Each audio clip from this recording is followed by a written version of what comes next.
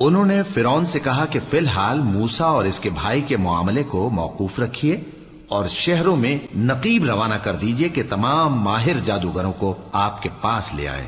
چنانچہ ایسا ہی کیا گیا، اور جادوگر فرعون کے پاس آ پہنچے اور کہنے لگے کہ اگر ہم جیت گئے تو ہمیں صلہ تو عطا کیجیے گا نا؟